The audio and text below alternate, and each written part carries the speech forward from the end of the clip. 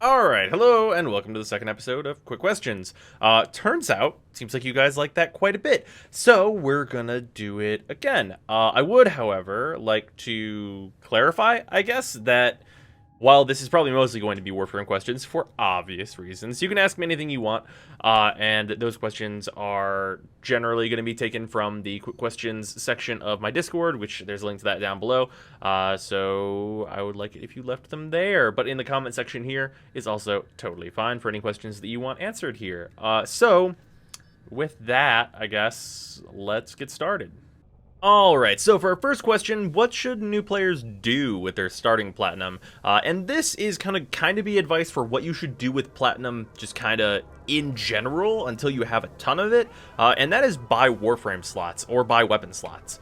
Both of them are very valuable. You can do that from the equipment menu and then going into inventory. Warframe slots are 20 plat for each, and then weapon slots are 12 for 2, which they're both pretty significantly cheap.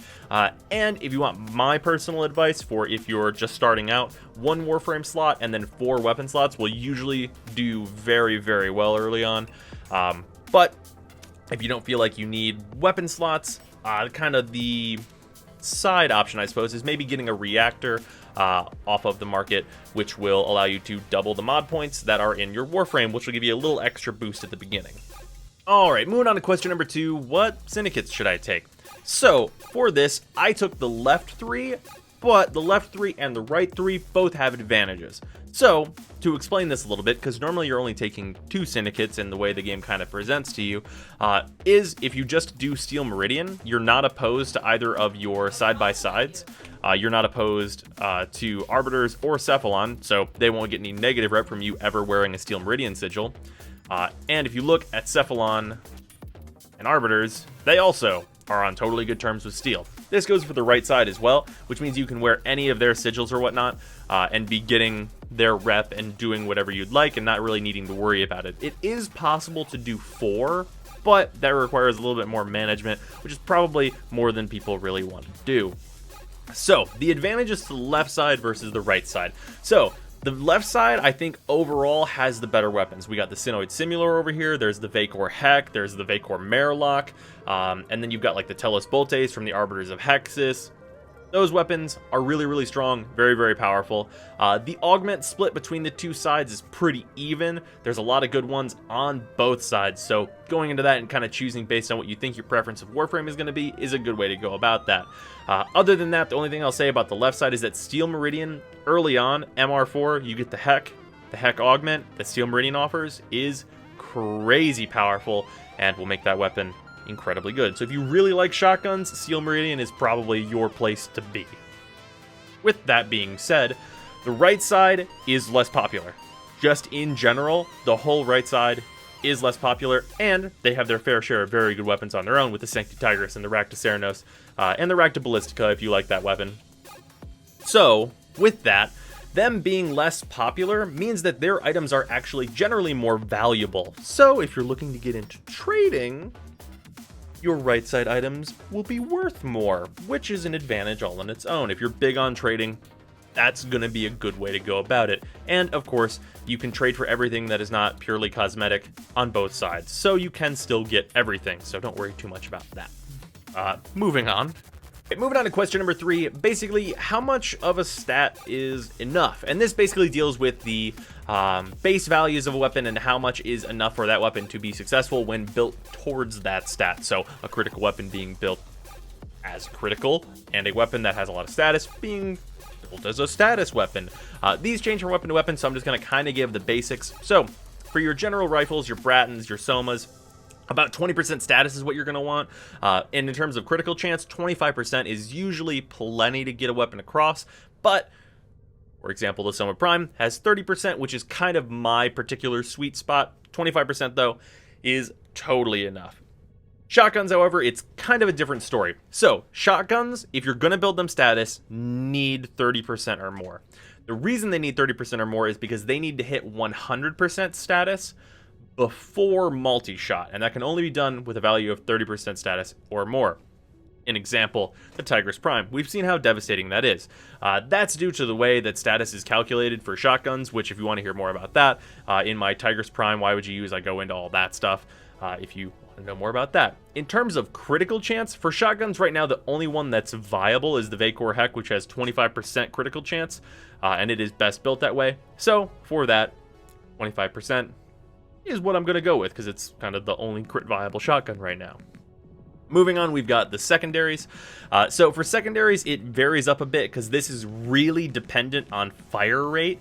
So for weapons like the Axe Stiletto Prime, their status can be significantly lower. Even 15% is absolutely fine. But for slower firing weapons, you're going to want at least 25%. So that's going to be really, really varied in what you're going to get out of it. Now, special consideration, though, for these secondary weapons is for critical stats. So, because secondary weapons have really, really good prime critical mods, the minimum is actually far lower than you might imagine, at like 15% crit. They can do a ton of work because those prime mods exist. Obviously, those prime mods are very, very expensive, but you can build a lot of weapons for crit because they exist. And then finally, we've got melee weapons. So melee weapons are in a weird position because the mod Blood Rush exists, which we'll talk about more in a second.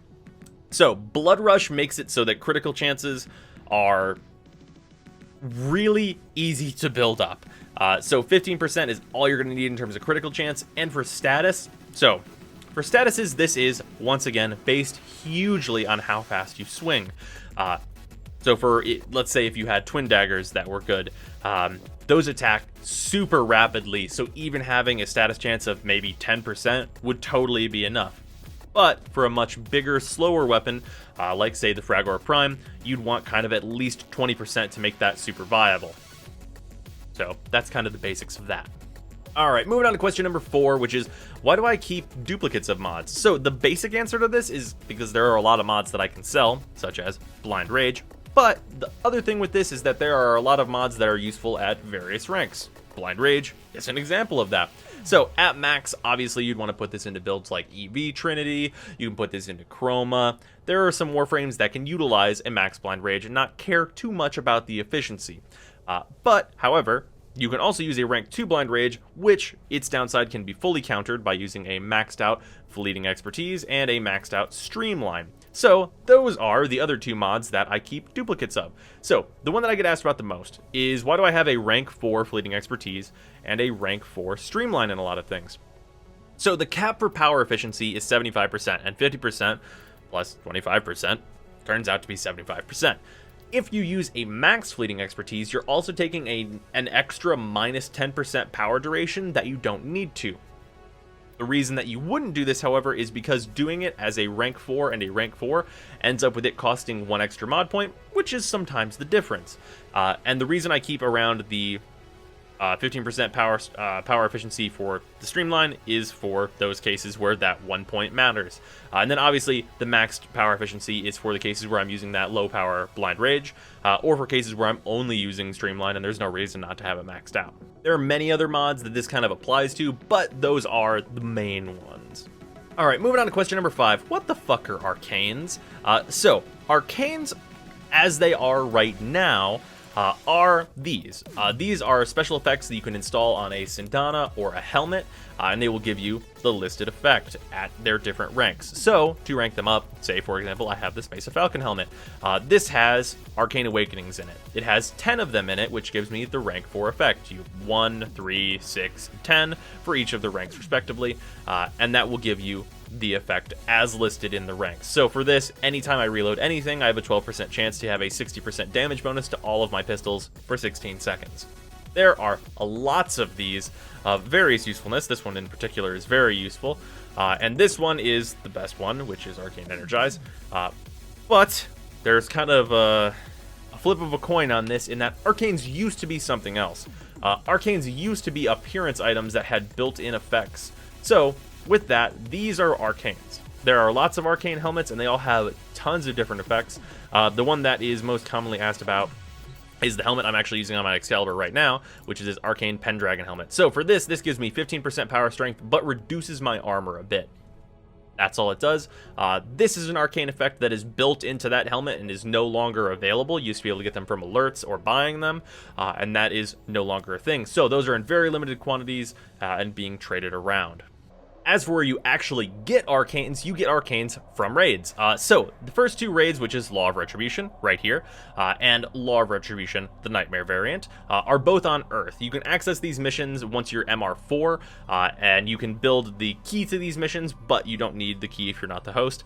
The key is on the market, so you can go and buy that. That's a one-time purchase and you'll have the blueprint forever. The third raid is over here on Eris. That is the Jordis verdict. So for that, obviously you'll need to get to Eris, which means you're going to be MR5+. And then this also has a key on the market that you can build. This has a few other things you'd probably want to do to set up for it, but those are the current 3 raids in the game. And it is worth noting that for Arcanes, there are 2 separate sets. There is a Law of Retribution set of Arcanes, and there is a Jordis Verdict set of raids. And the special thing about Nightmare is that when you run it, when you complete it, you always get a rare Arcane. So those are different ways to obtain those. Alright, question number 6, which I got way more than anticipated, is how do I farm Bursa? So the only thing you'd actually want to farm Bursa for comes from the Isolator Bursa, which is Temporeal.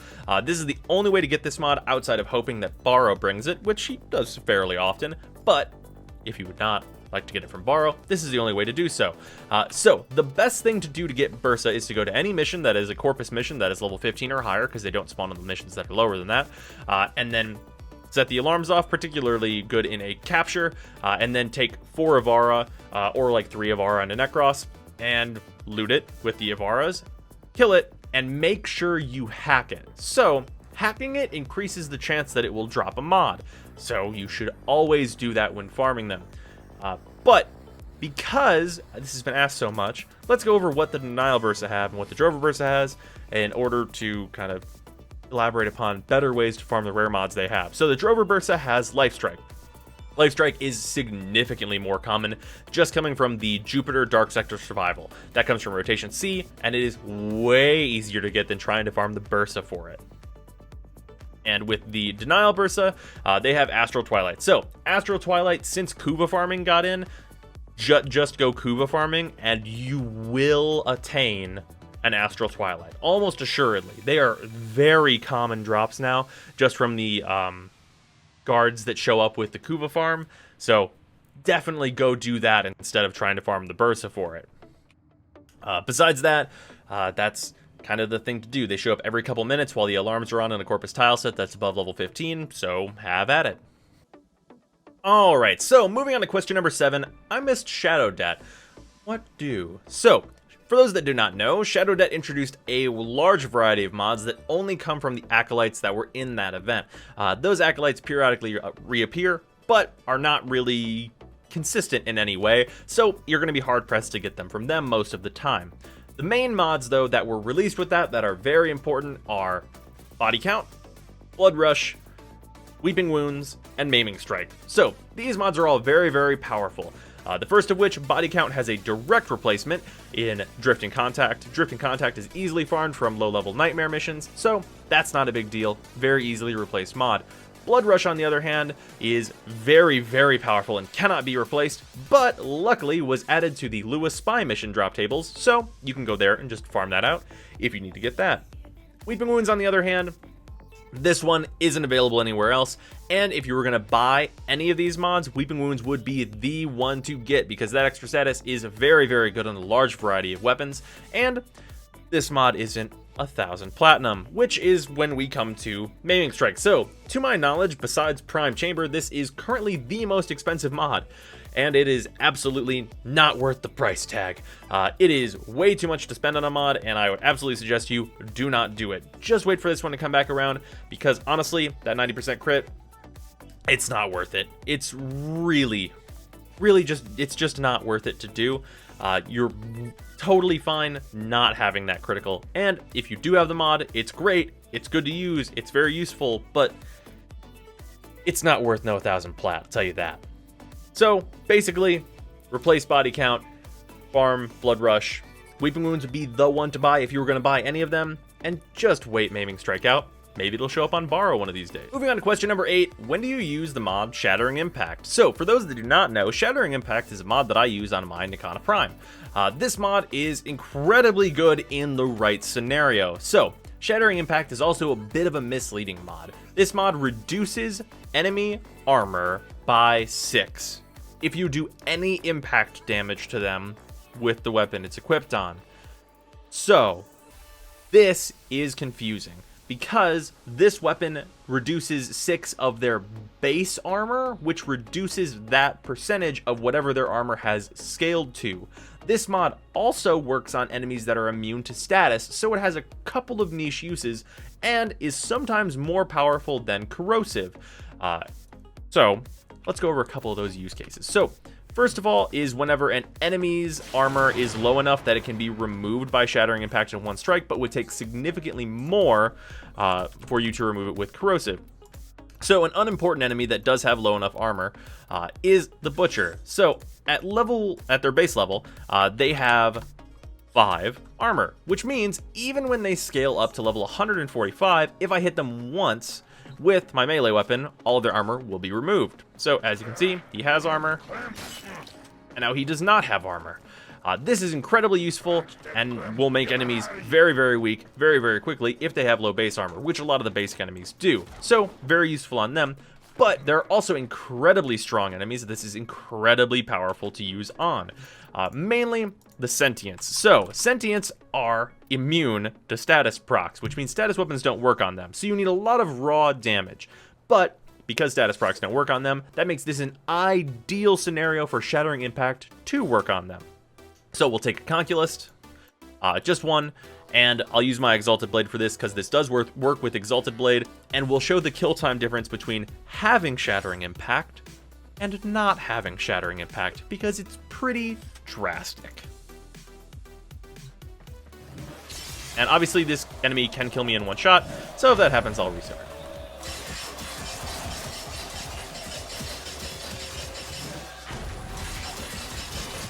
And dead.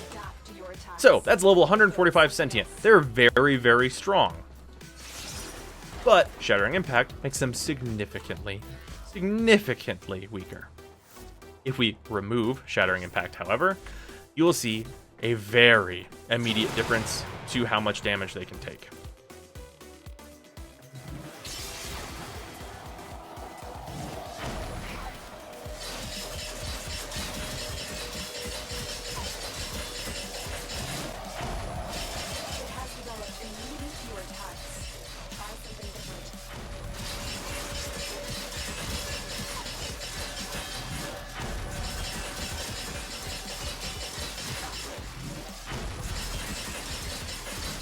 You can see, at this point, this enemy has adapted to this, basically, and they're taking very little damage, whereas they die much sooner whenever you can actually remove their armor with Shattering.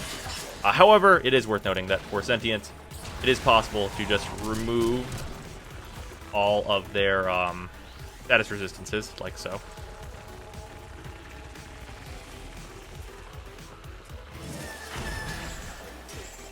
And then just finish them off that way.